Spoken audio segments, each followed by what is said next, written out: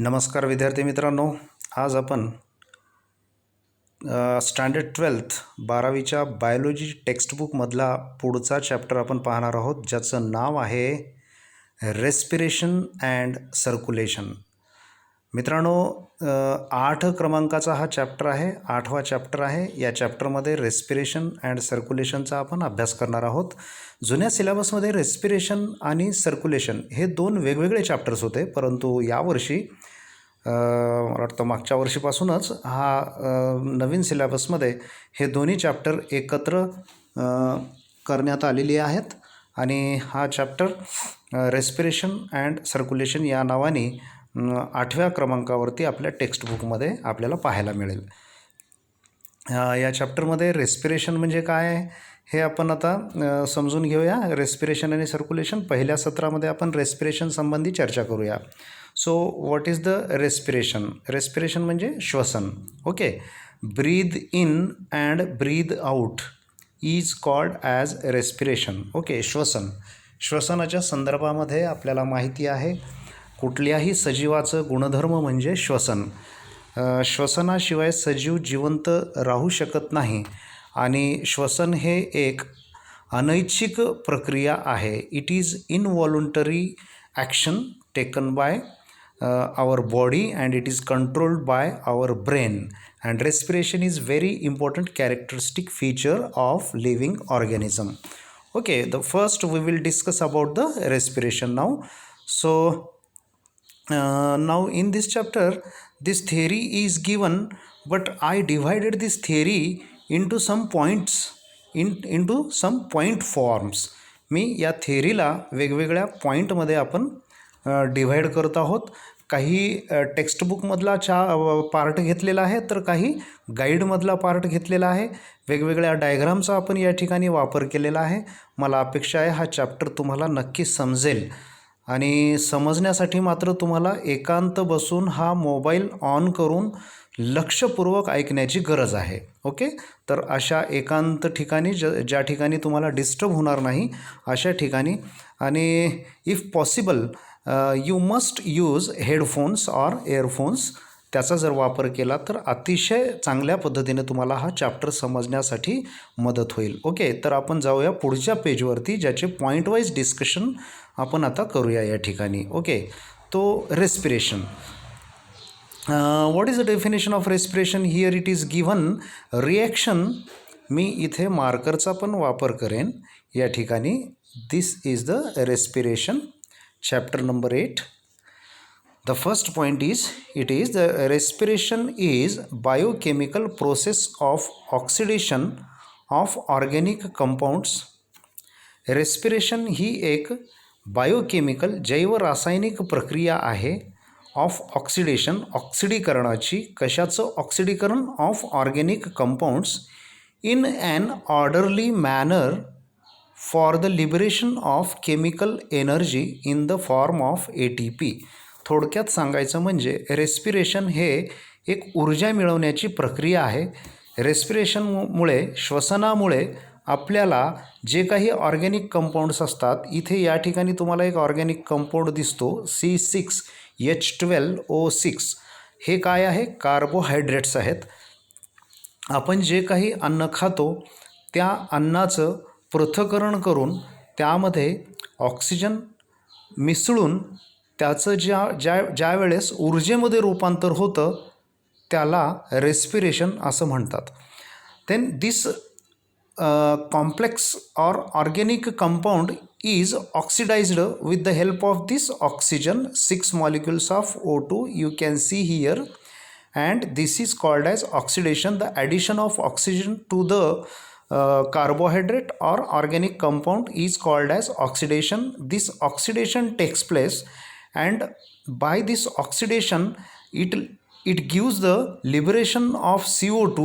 या ठिकाणी आपण CO2 कार्बन डायऑक्साईड पाहतो, water molecule here also, and finally we are interested in getting the ATP molecule, adenine triphosphate. How many molecules are liberated here? 38 molecules of ATP are liberated.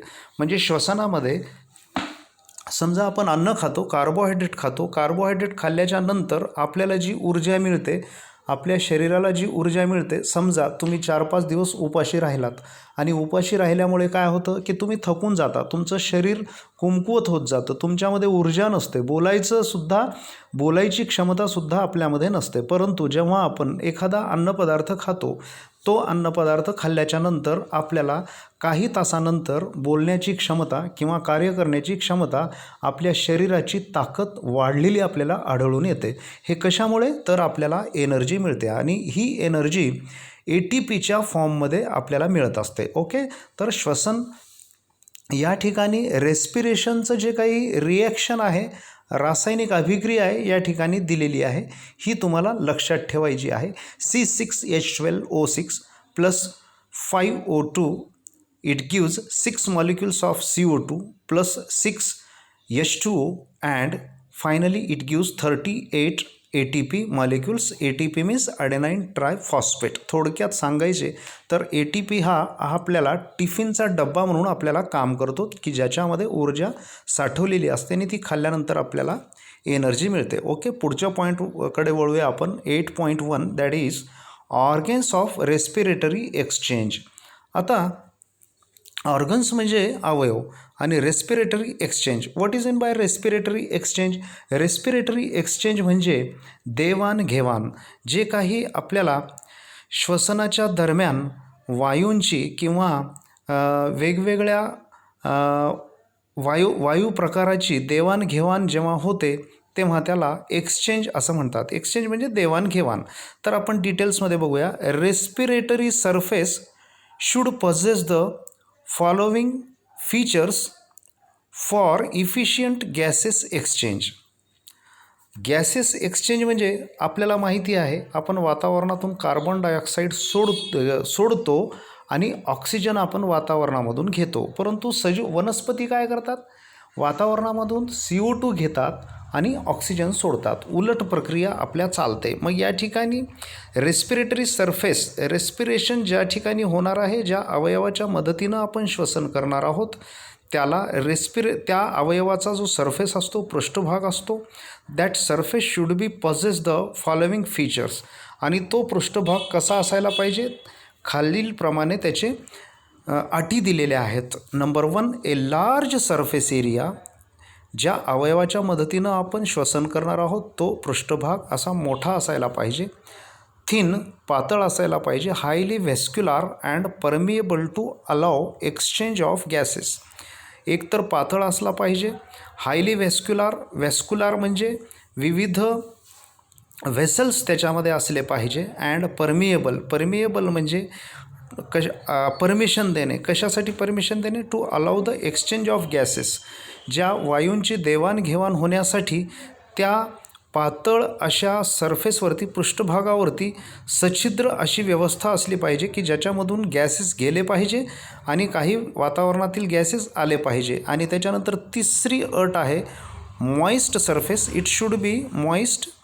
The surface should be moist. Moist म्हणजे ओलावा. आणि आपण ज्या अवयवाने श्वसन करणार आहोत तो कसा असला पाहिजे? ओलसर असला पाहिजे. जसं की आपण नाकाने श्वास घेतो तर नाकाच्या आतली बाजू ओलसर असते, बरोबर आहे, आणि आपली फुफ्फुसंसुद्धा ओलसर असतात. ही ऑर्गन्स ऑफ रेस्पिरेटरी एक्सचेंज कसे असायला पाहिजे या संदर्भामध्ये या 3 पॉईंटमध्ये आपण डिस्कस केलेलं आहे. त्याच्या पुढचा पॉईंट बघूया. A terrestrial plant has stomata on leaves. वनस्पतीच्या बाबतीमध्ये श्वसन करत असताना टेरेस्ट्रियल प्लांट म्हणजे जमिनीवर वाढणारे वनस्पती. टेरेस्ट्रियल म्हणजे भूचर, जमिनीवरती वाढणारे. हॅज स्टोमॅटा ऑन लिव्ज, जे जमिनीवर कोरडवाहू क्षेत्रामध्ये वाढणाऱ्या वनस्पतींच्या पानांवरती स्टोमॅटा असतात. अँड यंग स्टेम्स, पानांवरती पण असतात आणि यंग स्टेम म्हणजे खोडावरती असतात. And lenticels on the stem surface, आणि त्याच्या खोडावरती लेंटिसेल्स असतात फॉर एक्सचेंज ऑफ गॅसेस. म्हणजे वाक्य आपण पूर्ण, a terrestrial plant has stomata on leaves. जमिनीवरती वाढणाऱ्या झाडाच्या पानांवरती, पानांच्या पृष्ठभागावरती स्टोमॅटा असतो on leaves. And young stems आणि जे काही स्टेम्स असतात, खोडं असतात, वनस्पतीचा जो खोड असतो ताजा तयार झालेला त्याला यंग स्टेम म्हणतात. अँड लेंटिसेल्स, त्या खोडावरती लेंटिसेल्स असतात. त्या लेंटिसेल्सचा सरफेस असायला पाहिजे कशासाठी? गॅसेसचं एक्सचेंज करण्यासाठी. तर मित्रांनो, या ठिकाणी आपल्याला स्टोमॅटा म्हणजे काय हे आपल्याला कळणं आवश्यक आहे. पुढच्या पॉईंटवरती आपण बघूया की स्टोमॅटा म्हणजे काय. आपण जसं नाकाच्याद्वारे श्वसन करतो त्या पद्धतीनं झाडंसुद्धा श्वसन करतात. कशाच्या मदतीनं? पानाच्या पृष्ठभागावर असणारे जे काही लहान छिद्र असतात त्यांना स्टोमॅटा म्हणतात. त्या स्टोमॅटाच्या मदतीनं ते श्वसन करत असतात आणि त्याच्यामुळे terrestrial plant has stomata on leaves and young stems, आणि काही हिरव्यागार अशा खोडांवरती सुद्धा हे स्टोमॅटा असतात. ओके, याच्यानंतर पुढचा पॉईंट आपण बघूया. या ठिकाणी तुम्हाला दिसेल की या डायग्राममध्ये स्टोमॅटा दाखवलेला आहे, स्टोमॅटा दर्शवलेला आहे. या ठिकाणी तुम्हाला दिसतं की हे एक हिरवं पान आहे. म्हणजे तुमची कन्सेप्ट क्लिअर होण्यासाठी या ठिकाणी अशा हिरव्या पानांच्या पृष्ठभागावरती इथे चौकोनी आकारामध्ये दाखवलेला आहे. इथे या ठिकाणी अशा पृष्ठभागावरती खूप अशा पुष्कळ अशा स्टोमॅटा असतात. हा स्टोमॅटा म्हणजे असं या ठिकाणी छिद्र असलेला भाग हे फक्त आपल्याला सूक्ष्मदर्शकाखाली पाहायला मिळतं. त्याला म्हणतात, स्टोमॅटाला जे काही छिद्र असतं त्या छिद्राला पोर म्हणतात आणि तो छिद्र स्टोमॅटाचा आहे म्हणून त्याला स्टोमॅटल पोर असं म्हणतात. And this is the stroma. त्या स्टोमॅटाच्या भोवताली असलेल्या पदार्थाला स्ट्रोमा असं म्हणतात. आणि मी सांगितलं की कोवळ्या अशा झाडाच्या खोडाला, हे झाडाचं खोड आहे, या खोडावरती, या खोडाच्या पृष्ठभागावरती हे पांढऱ्या रंगाचे तुम्हाला छिद्र दिसतात, त्यांना लेंटिसेल्स असं म्हणतात. लेंटिसेल्स इथे या ठिकाणी आपल्याला दिसतं गॅसेस एक्सचेंज करण्यासाठी.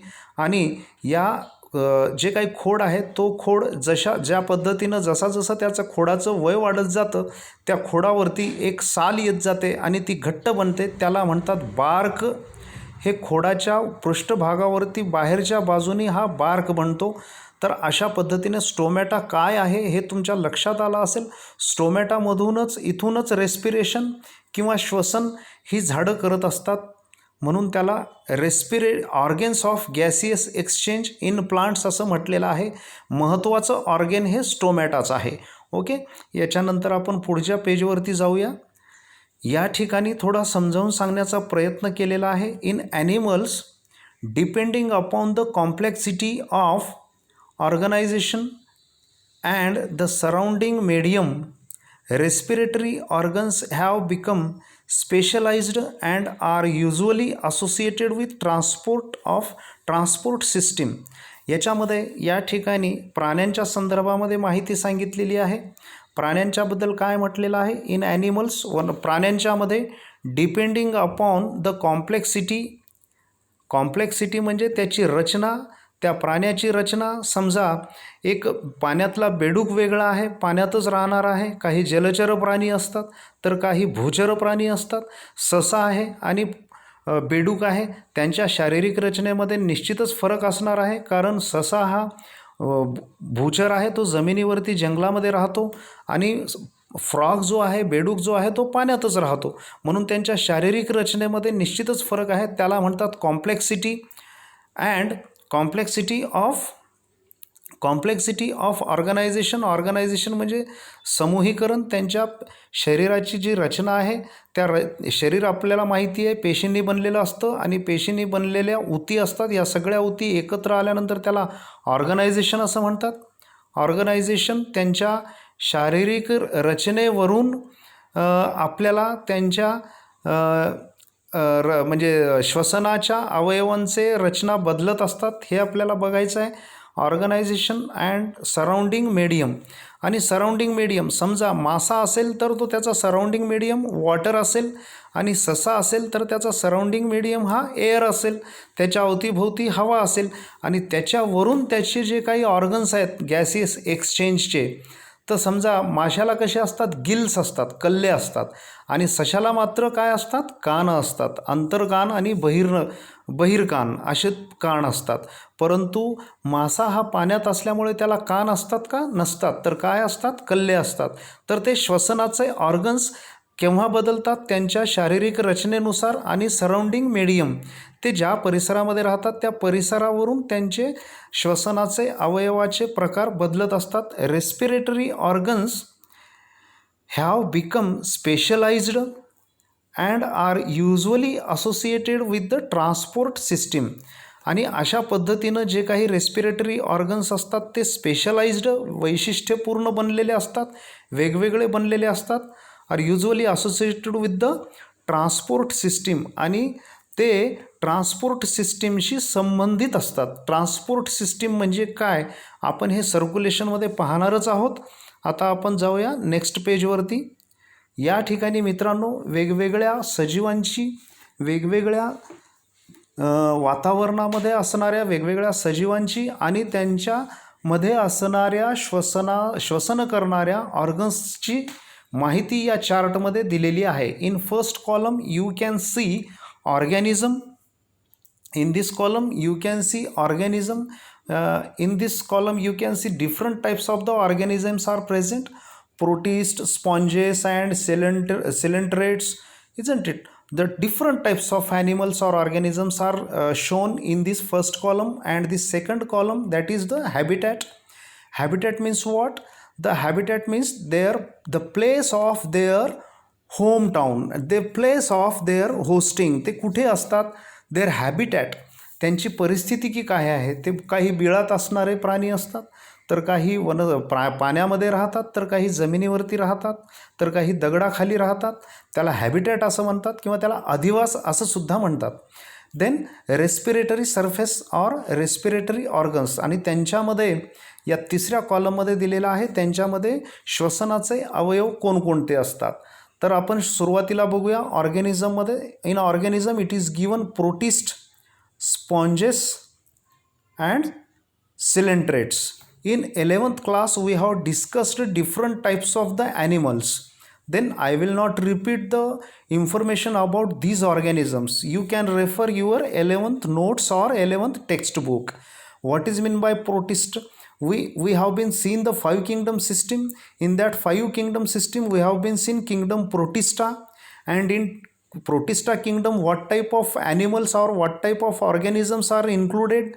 कोणत्या प्रकारचे ऑर्गॅनिझम्स तिथे असतात. प्रोटिस्टा किंगडममध्ये असणारे सगळे सजीव कसे असतात, ॲक्वेटिक असतात, ते पाण्यामध्ये असतात.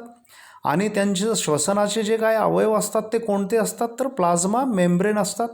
प्लाझ्मा मेम्ब्रेन पेशीय आवरण त्यांच्या भोवताली असतं आणि त्याच्याद्वारे ते श्वसन करत असतात. त्यांना असे कल्ले किंवा नाक असं काही वेगळं नसतं, म्हणून प्लाझ्मा मेम्ब्रेनच्या मदतीनं ते श्वसन करतात. Then come to the next row.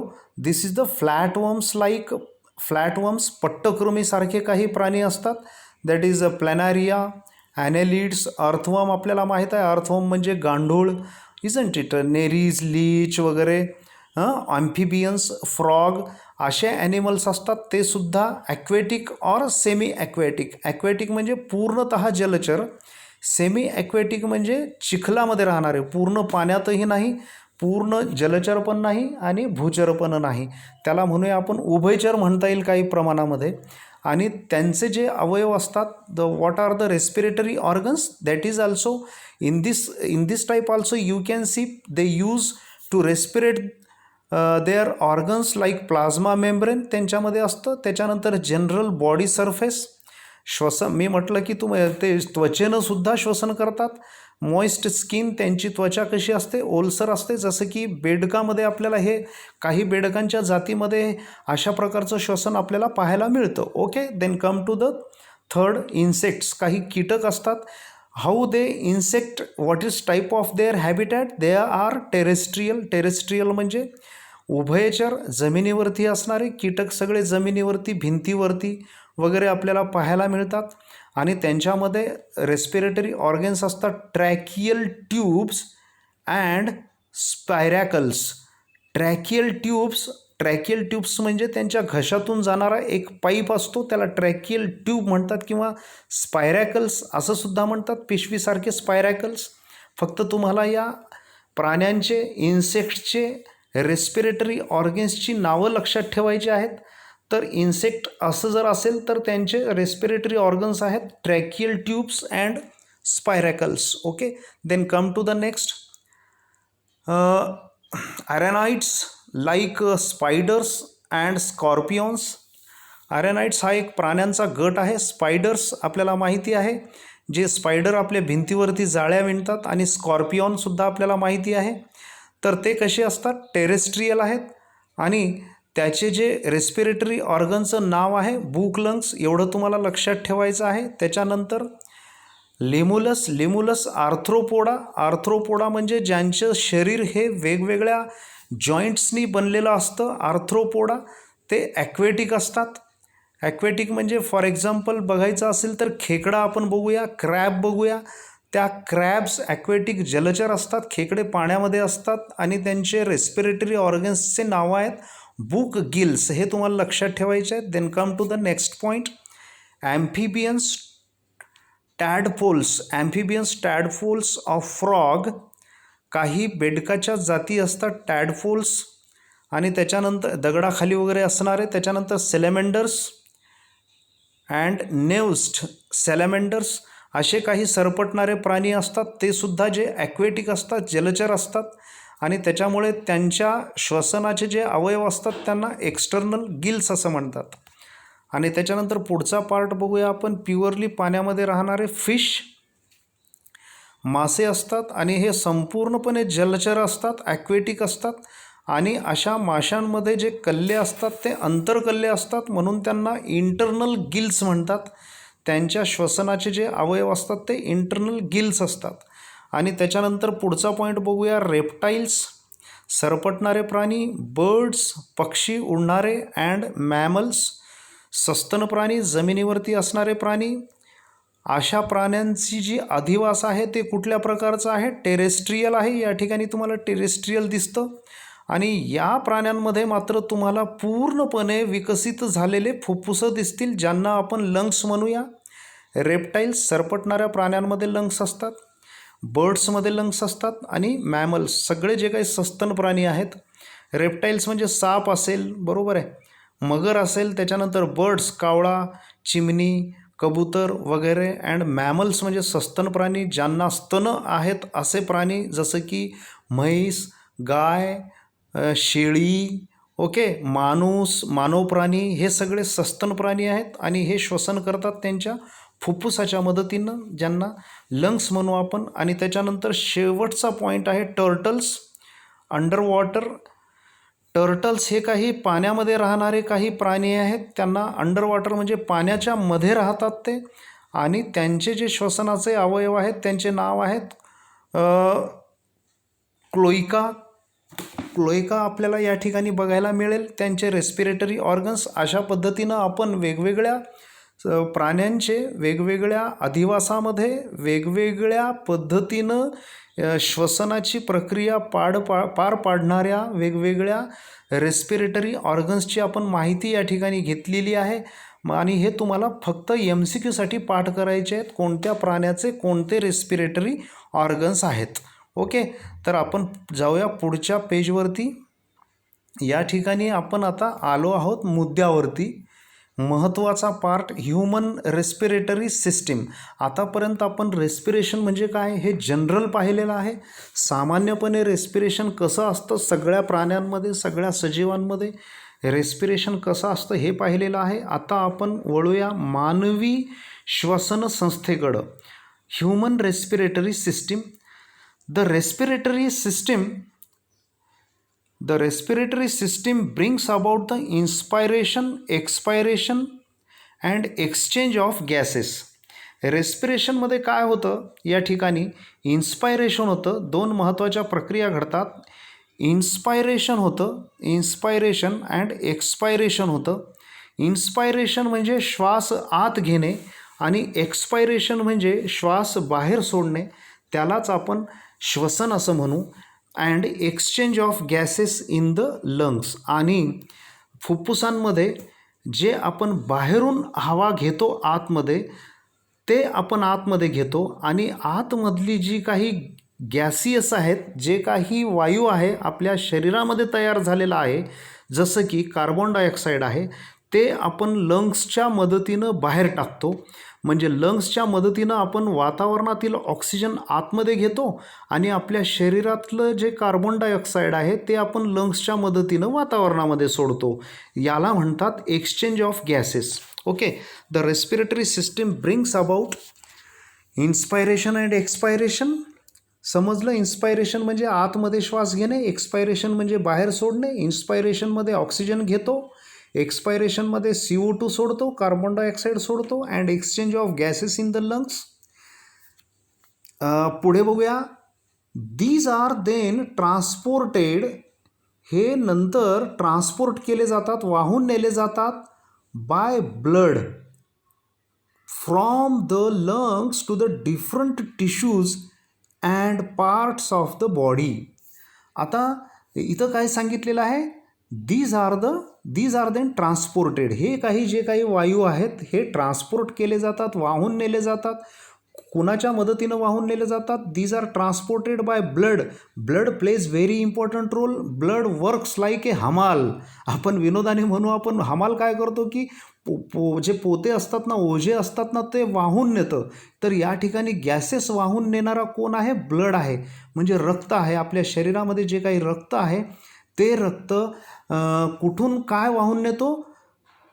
It transports the oxygen from the lungs to the different tissues and parts of the body. आपल्या शरीराच्या विविध ऊतींकडे आणि आपल्या शरीराच्या विविध अवयवांकडे रक्त ऑक्सिजन वाहून नेतो आणि शरीराच्या विविध ऊतींकडून आणि अवयवांकडून रक्त कार्बन डायऑक्साईड वाहून आणतो. आणि म्हणजे काय? वाहनाचं काम, कंडक्टरचं काम. जसं कंडक्टर बसमध्ये पॅसेंजरला नेऊन सोडतो आणि घेऊन येतो, त्या पद्धतीनं, त्या प्रकारे ब्लडसुद्धा या ठिकाणी कंडक्टर, ट्रान्सपोर्टिंग सिस्टीममध्ये खूप महत्त्वाचं काम करणारा हा ब्लड आहे. पुढचा पॉईंट बघूया. The respiratory system and be divided. The respiratory system is divided into an upper respiratory system which having the external layers, nasal cavity, internal layers, nasopharynx, nose, throat and associated structure. See here what happened. The respiratory system of human being is divided into two parts. One is the upper respiratory system and another is, this is the upper respiratory system. This is the number one, upper respiratory system, and the lower respiratory system, this is number two, isn't it? Upper respiratory system consist of, त्याच्यामध्ये कशाचा समावेश होतो? Having external layers. External layers म्हणजे नाकपुड्या, nasal cavities. नाकपुड्या म्हणजे नाकाचा बाहेरचा जो काय भाग दिसतो आपल्याला, त्याला एक्सटर्नल लेयर्स म्हणतात. नेझल कॅव्हिटीज म्हणजे आपल्या ज्या नाकपुड्याच्या मध्ये ज्या काही कॅव्हिटीज आहेत, ज्या ठिकाणी आपली रिकामी पोकळी दिसते दोन्हीकडून, डाव्या आणि उजव्या नाकपुडीमधली जी जागा असते रिकामी, त्याला नेझल कॅव्हिटीज म्हणतात. आणि त्याच्यानंतर इंटरनल लेयर्स म्हणजे क्वचित थोडं मागे त्या कॅव्हिटीजच्या. आणि त्याच्यानंतर नेझोफॅरिंक्स म्हणजे त्याच्या मागची बाजू. आणि नोज, थ्रोट म्हणजे घसा, आणि असोसिएटेड स्ट्रक्चर त्याच्याशी संबंधित असे सगळे काही प्रकार हे अप्पर रेस्पिरेटरी सिस्टीममध्ये त्यांचा समावेश होतो. And lower respiratory system consist of, त्याच्यामध्ये कशाचा समावेश होतो? लॅरिंक्स, ट्रॅकिया, ब्रॉन्की, ब्रॉन्किओल्स अँड लंग्स. हे लोअर रेस्पिरेटरी सिस्टीममध्ये त्याचा समावेश होतो. असं जर आपण पाहिलं तर आपण कल्पना नाही करू शकत, कारण आपलं जे काही रेस्पिरेटरी सिस्टीम आहे आपल्या शरीराच्या मध्ये असल्यामुळे we can not see. It is present inside the within our body it is situated, and it is made up of the different parts, that is the larynx, trachea, bronchi, bronchioles and lungs. How these structures are situated in our respiratory system, we will clear this by watching this diagram. या डायग्राममध्ये आपल्याला स्पष्ट दिसेल की आपली respiratory system कशा पद्धतीनं विभागल्या गेलेली आहे. याच्यामध्ये upper respiratory system nasal cavity आहे. त्याच्यामध्ये एकदा बघा तुम्ही, अप्पर रेस्पिरेटरी सिस्टीममध्ये कशाचा समावेश होतो. द अप्पर रेस्पिरेटरी सिस्टीममध्ये external nares, nasal cavities, internal nares, nasopharynx, nose, throat, म्हणजे नेझोफॅरिंग्सपर्यंत आपल्याला अप्पर रेस्पिरेटरी सिस्टीम आहे असं म्हणता येईल. नेझोफॅरिंग्स बघा, या ठिकाणी हे फॅरिंग्सचा पार्ट आहे. नेझल कॅव्हिटी मार्क करतो इथे, नेझल कॅव्हिटी, नॉस्ट्रिल्स आणि त्याच्यानंतर फॅरिंग्स. हा अप्पर रेस्पिरेटरी सिस्टीम. या ठिकाणी आपल्याला अप्पर इथे लिहिणं अवघड आहे थोडं, तरीसुद्धा समजून घेण्याचा प्रयत्न करा. या ठिकाणी नेझल कॅव्हिटी, नॉस्ट्रिल्स, माउथ आणि फॅरिंग्स हे जे काही आहे अप्पर रेस्पिरेटरी सिस्टीम आहे. इथून वरच्या बाजूला असलेला अप्पर रेस्पिरेटरी सिस्टीम. आणि त्याच्यानंतर आपण बघूया आता लोअर रेस्पिरेटरी सिस्टीममध्ये कशाचा समावेश होतो. इन लोअर रेस्पिरेटरी सिस्टीम कशाचा समावेश होतो. लॅरिंग्स या ठिकाणी दिलेला आहे, लॅरिंग्स, ट्रॅकिया, ब्रॉन्की, ब्रॉन्क्युअल्स अँड लंग्स. म्हणजे लॅरिंग्सपासून खालचा जो पार्ट आहे लक्षात ठेवण्यासारखा सोपा. लॅरिंग्स, दिस is the लॅरिंग्स.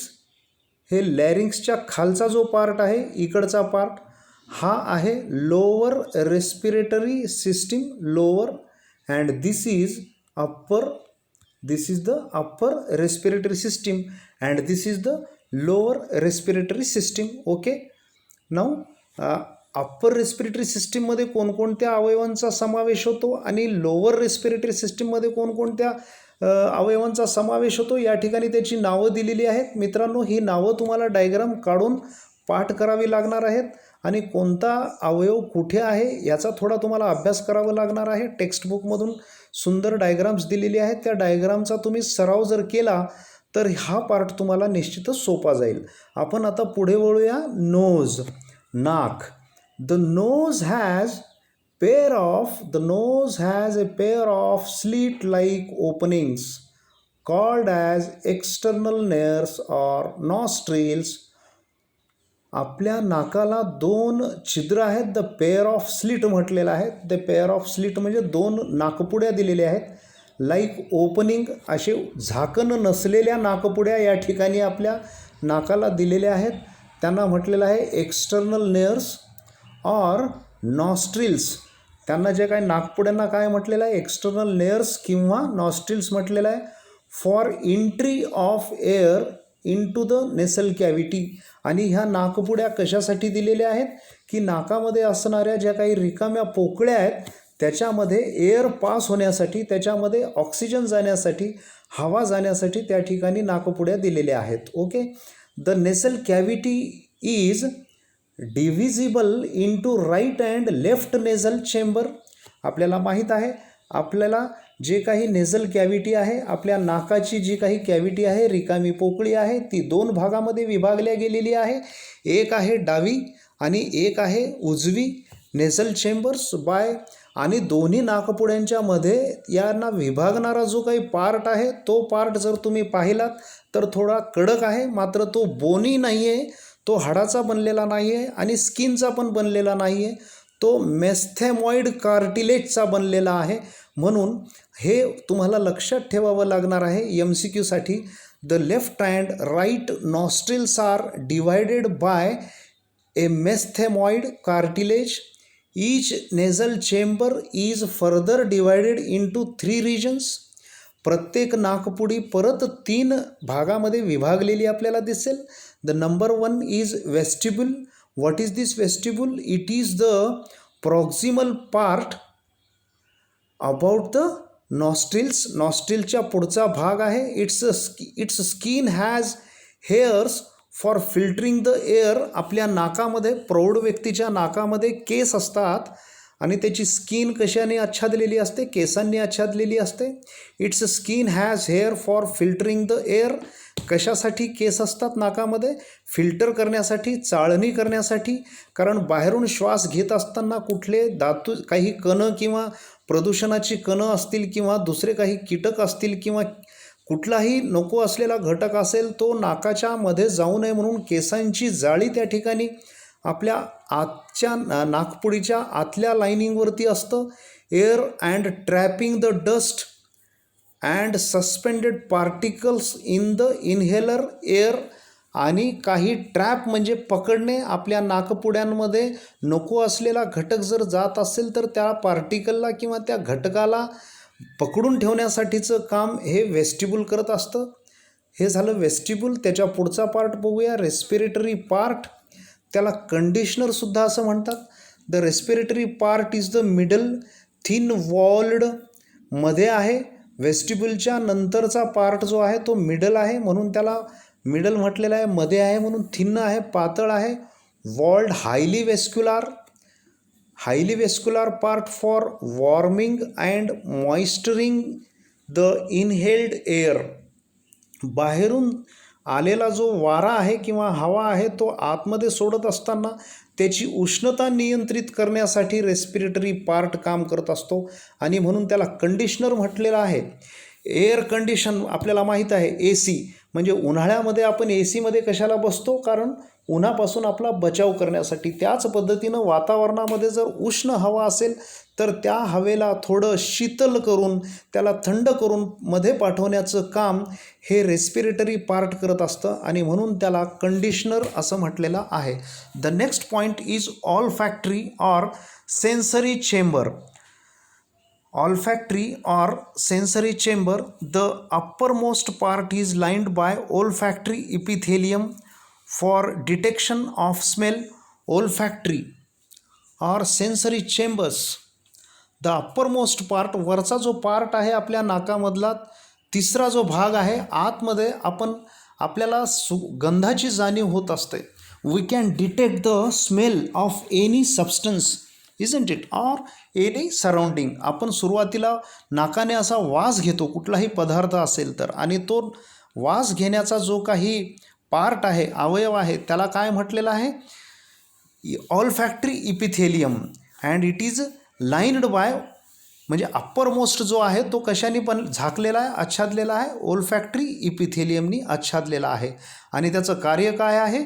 For detection of smell, म्हणजे गंध ओळखण्यासाठी त्याचा वापर होत असतो. ठीक आहे. हे नोजच्या संदर्भामध्ये आपण पाहिलेलं आहे. पुढच्या पेजवरती आपण त्याच्या पुढचा पार्ट बघूया. या ठिकाणी फॅरिंग्स. आपण थोडक्यात बघूया की या ठिकाणी फॅरिंग्स, लॅरिंग्स कुठं आहे बघा. इथे बघा फॅरिंग्स आपल्याला दिसतो. या ठिकाणी फॅरिंग्स दिसतो आपल्याला. आपण नोजवरचा पार्ट पाहिलेला आहे. माऊथचा पार्ट आपल्याला काही बघायचा तेवढं आवश्यकता नाही आहे. नेझल कॅव्हिटी, या ठिकाणी नाकपुड्या आपण पाहिलेल्या आहेत ज्याच्यामधून आपण श्वास घेतो. आता आपण फॅरिंग्स बघणार आहोत. फॅरिंग्स पाहण्यासाठी पुढच्या पेजवरती जाऊया. This is the pharynx. The pharynx is the short. Pharynx हा जास्त लांबट नाही आहे, शॉर्ट आहे. व्हर्टिकल ट्यूब, तो उभा असा पाईपसारखा आहे. Vertical tube like structure it is. And its length is about 12 centimetre. आणि त्याची जी लांबी आहे ती किती आहे? 12 सेंटीमीटर आहे ट्रॅकियाची लांबी. The respiratory and food passage cross each other in the pharynx. फॅरिंग्समध्ये काय होतं? श्वसननलिका आणि अन्ननलिका हे एकमेकाला छेदून समोर जात असतात. The respiratory and food passage crosses with each other in the pharynx. फॅरिंग्समध्ये अन्ननलिका आणि श्वासनलिका यांचा संयोग होतो त्या ठिकाणी. The upper part of the pharynx is known as nasopharynx. म्हणजे फॅरिंग्सच्या वरचा जो पार्ट असतो त्याला काय म्हटलेलं आहे? Nasopharynx. It conducts the air. आणि ही काय करते? हवा वाहून आणते किंवा वाहून नेते. नॅझोफॅरिंग्स. ठीक आहे. तर नॅझोफॅरिंग्स या ठिकाणी फॅरिंग्सचं जे डायग्राम दिलेलं आहे ना, तेवढ्या डिटेलमध्ये फार मोठं दिलेलं नाही आहे. नेझोफॅरिंग्स, या ठिकाणी नेझोफॅरिंग्स ह्या वरच्या बाजूला असेल. ठीक आहे. या ठिकाणी अन्ननलिका, या दोन्ही ठिकाणी अन्ननलिका बघा, ह्या दोन नलिका आहेत. ठीक आहे. ही एक नलिका आहे, मी या रेषाने दाखवतो, आणि या ठिकाणी दुसरी नलिका आहे, ही नलिका आहे या ठिकाणी. ही नलिका अन्ननलिका आहे आणि ही नलिका जी आहे ती श्वासनलिका आहे. या दोन श्वासनलिका या ठिकाणी फॅरिंग्समध्ये डिवाईड होत असतात. ठीक आहे. या ठिकाणी आपल्याला ते पाहायला मिळेल.